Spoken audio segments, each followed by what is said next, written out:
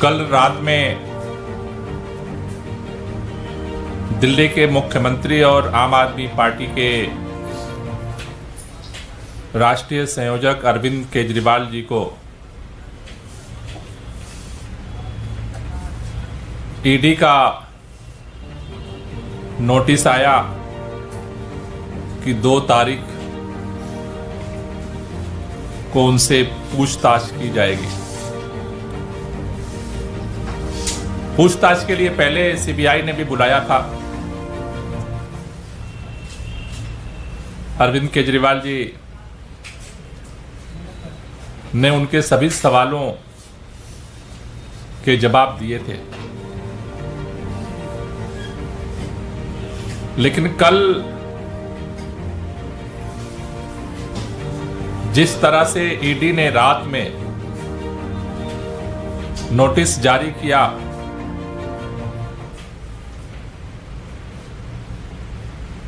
वो इस बात को दर्शा रहा है कि सभी सवालों के जवाब देने के बावजूद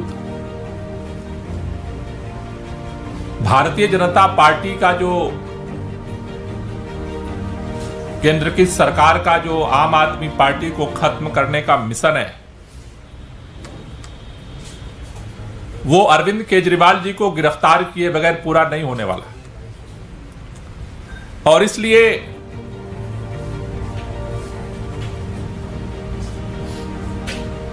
हमारी सरकार बनने के बाद से ही अरविंद केजरीवाल को कैसे खत्म किया जाए, आम आदमी पार्टी को कैसे खत्म किया जाए, किसी न किसी तरीके से षड्यंत्र चलता रहा। और अब भारतीय जनता पार्टी के लोग ईडी के माध्यम से उस गिरफ्तारी की तैयारी कर रहे हैं। गिरफ्तारी क्यों करना चाहते हैं?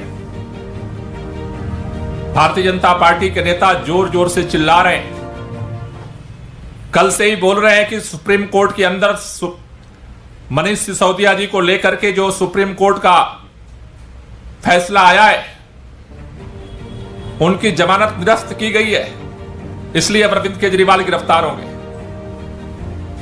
कह रहे हैं सुप्रीम कोर्ट ने जो टिप्पणी की है, इसलिए अरविंद केजरीवाल अब गिरफ्तार होंगे। दिल्ली के अंदर जो तथाकथित फर्जी घोटाला हुआ है, इसलिए अरविंद केजरीवाल गिरफ्तार होंगे। मैं भारतीय जनता पार्टी के लोगों से कहना चाहता हूं कि आज ईडी ने सम्मन दिया है। जब दिल्ली के अंदर 2014 में हमारी सरकार बनी, देश के प्रधानमंत्री माननीय नरेंद्र मोदी जी जब बने थे, उसके बाद पहला प्रेम पत्र लेकर के सीबीआई ने मुख्यमंत्री कार्यालय पर छापा मारा था। उस समय कौन सा तथाकथित शराब घोटाला हुआ था जब सीबीआई ने मुख्यमंत्री के कार्यालय पर छापा मारा था? दिल्ली सरकार के सभी फाइलों को सुंगली कमेटी बना करके जब्त कर लिया गया था। 3 महीने तक दिन रात जांच हुई थी फाइलों की। एक एक पन्ने को लेंस लगा करके छाना गया था।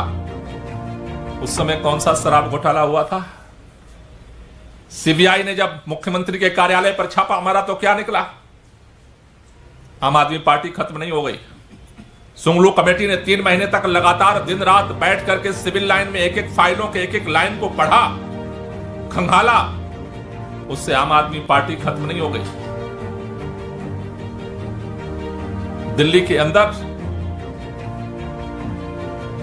जब दोबारा ऐसा लगता था भारतीय जनता पार्टी को कि एक बार लोगों ने गलती से आम आदमी पार्टी की सरकार बना दी, 70 में से 67 दे दिया, जिसे इत्तेफाक भारतीय जनता पार्टी के नेता कहते हैं इत्तेफाक है। बाई चांस केजरीवाल को लोगों ने मुख्यमंत्री बना दिया। 5 साल हमने काम किया, दोबारा पूरी एड़ी चोटी देश भर के सभी भारतीय जनता पार्टी के नेताओं ने सारी ताकत झोंक दी। जब इस बात का अहंकार था उन्होंने कि पूरे देश के अंदर दुनिया की सबसे बड़ी पार्टी है भारतीय जनता पार्टी, और देश के अंदर उत्तर दक्षिण पूर्व पश्चिम उसका साम्राज्य का विस्तार हो रहा है। दिल्ली के अंदर उनके नाक के नीचे दोबारा इलेक्शन हुआ और उस इलेक्शन में 8 सीट केवल दिल्ली के अंदर उनको नसीब हुई थी। 70 में से 62 सीट अरविंद केजरीवाल को दिल्ली के लोगों ने दिया और दिल्ली के अंदर दोबारा सरकार बनी। दिल्ली के लोगों ने जब एमसीडी की तरफ उनकी विदाई का जब कारवां बढ़ाया, आप सबको इस बात का पता है कि क्या क्या षड्यंत्र किया भारतीय जनता पार्टी ने। एमसीडी का मार्च, पिछले साल मार्च के महीने में एमसीडी का कार्यकाल खत्म होने वाला था। चुनाव आयोग ने प्रेस कॉन्फ्रेंस बुलाई कि एमसीडी के चुनाव की घोषणा होनी है।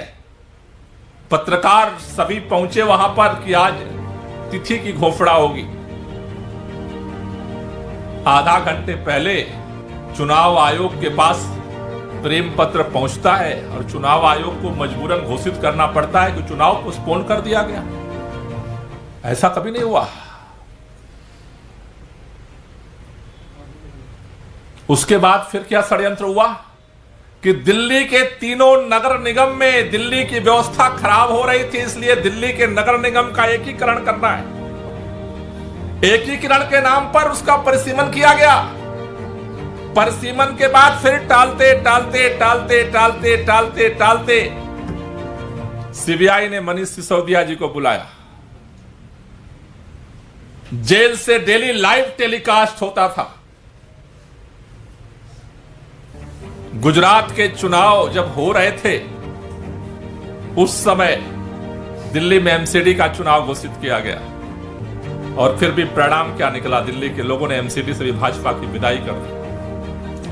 कई सारे लोग कहते हैं कि अरविंद केजरीवाल से भारतीय जनता पार्टी को डर लगता है, इसलिए सबसे ज्यादा टारगेटेड तरीके से विपक्ष के ऊपर हमले में सबसे ज्यादा टारगेटेड तरीके से आम आदमी पार्टी के ऊपर हमला किया जा रहा है। सत्ता के अहंकार में समस्त सत्ता की एजेंसियों का दुरुपयोग करके आम आदमी पार्टी को खत्म करने की कोशिश हो रही है। क्यों हो रही है? क्योंकि मैंने कहा कि अगर मसला केवल शराब नीति का होता तो मुख्यमंत्री कार्यालय पे पहले छापा नहीं पड़ा होता, सुंगलू कमेटी ने फाइलों के एक एक लाइन को नहीं खंगाला होता, नगर निगम का एकीकरण नहीं होता, चुनाव आयोग को आधा घंटा पहले चुनाव की घोषणा के लिए बुलाई गई प्रेस कॉन्फ्रेंस में चुनाव पोस्टपोन नहीं करना पड़ता। दिल्ली के अंदर 170 से ज्यादा हमारे विधायकों पर पहले मुकदमा करके उनको तोड़ने की कोशिश हुई। क्यों हो रहा है सारा? क्या लेना देना है इस सब चीजों का? दो ही चीज दिख रही है। एक, आम आदमी पार्टी इनके नाक के नीचे इस बात का चैलेंज दे रही है और मैं दावे के साथ कह रहा हूं, अरविंद केजरीवाल को भी गिरफ्तार आप करना चाहते हो और आप गिरफ्तार करोगे। आम आदमी पार्टी का हर नेता तिहाड़ के जेल के अंदर अगर आप बंद कर दोगे तब भी आम आदमी पार्टी खत्म नहीं होगी। राख से जो आग पैदा होती है उसका नाम है आम आदमी पार्टी। आम आदमी पार्टी को खत्म करने की बहुत सारी कोशिशें आपने कर ली, आज तक खत्म नहीं हुई है। जितनी बार आपने खत्म करने की कोशिश की है उतनी ताकत के साथ आम आदमी पार्टी खड़ी हुई है। क्यों खड़ी हो रही है? क्योंकि आम आदमी पार्टी अपने लिए नहीं काम कर रही। आम आदमी पार्टी देश के लोगों के लिए काम कर रही है, देश के बच्चों के लिए काम कर रही है, देश के भविष्य के लिए काम कर रही है। और खास तौर से आपको जो इस बात का डर सता रहा है कि आम आदमी पार्टी के नेता टूट नहीं रहे, विधायक बिक नहीं रहे, आपके भ्रष्टाचार से लड़ने का पैमाना तो इतना ही है। अजीत पवार एनसीपी में थे तो ईडी छापे पड़ रहे थे, उन्होंने एनसीपी छोड़ दी, आपके सरकार ज्वाइन कर लिया। ईडी पता भूल गई अजीत पवार का। अब ईडी को नहीं पता, सीबीआई को नहीं पता, अजीत पवार नाम का भी कोई आदमी है इस भारत के अंदर, उसका भी कोई नाम पता ठिकाना है, भूल गई। आपकी लड़ाई इतनी पे तो टिकी है। इसलिए मेरा निवेदन है, दिल्ली के लोगों से कहना चाहता हूं कि आपके लिए ये सरकार दिल्ली के मुख्यमंत्री अरविंद केजरीवाल हर विपरीत परिस्थितियों में हम काम करते रहे और आगे भी काम करेंगे। इनके हर तानाशाही का मुकाबला भी करेंगे और दिल्ली के लिए काम को भी जारी रखेंगे। जहां तक डर आम आदमी पार्टी से था वो तो था ही, लेकिन अब जिस तरह से लोकसभा चुनाव में भारतीय जनता पार्टी के निकम्मेपन का चारों तरफ से खबर आ रही है कि भारतीय जनता पार्टी इस लोकसभा चुनाव में विदाई होने जा रही है। धीरे धीरे ये चक्रव्यूह और सिकंजा, मुझे तो इस बात की समझ में नहीं आता है कि दुनिया की सबसे बड़ी पार्टी अब फेल हो गई। ईडी और सीबीआई के दम पे आप चुनाव जीतना चाहते हो। इतिहास में न कभी हुआ है, न वर्तमान में हो सकता है और न भविष्य में कभी होने वाला है।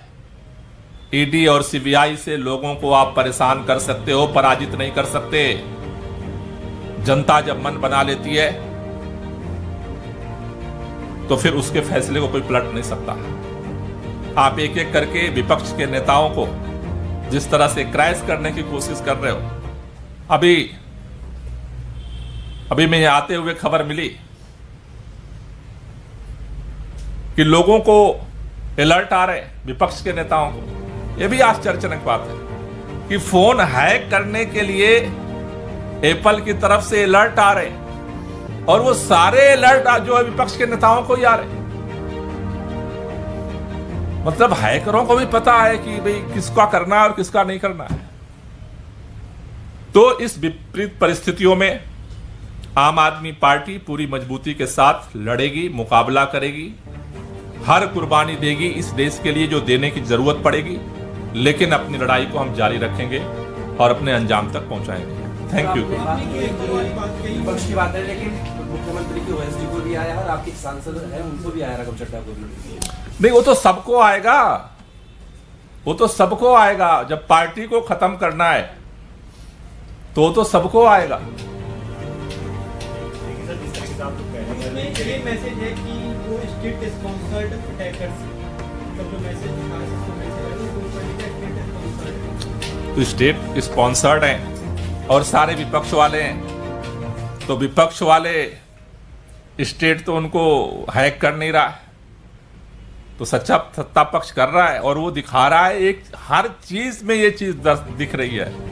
इतना डर, इतना डर, इतना डर कि आपने मतलब तानाशाही की हर हदें ही पार कर दी हैं।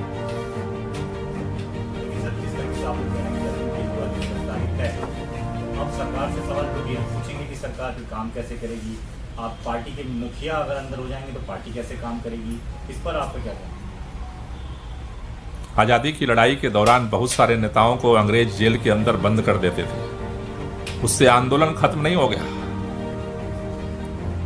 तानाशाह जब सत्य की लड़ाई लड़ने वालों को जेलों में बंद करने लगे तो समझो कि तानाशाह के अंत का समय आ गया है। सत्य के पराजित होने का समय नहीं है वो।